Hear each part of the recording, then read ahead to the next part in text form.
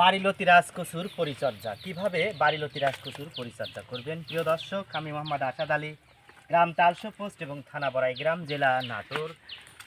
দেখেন, এই যে বাড়িলতি রাজকচুর পাতাগুলো সাধারণত মারা গেছে।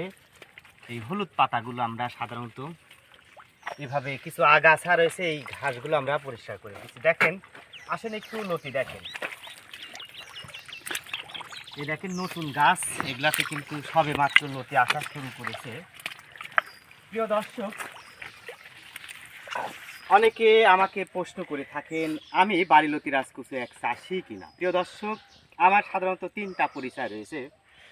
প্রথম পরিচয়, আমি একজন মনোবিজ্ঞানের প্রভাষক। দ্বিতীয় পরিচয়, আমি একজন বাড়িলতি রাজকচু এক চাষি।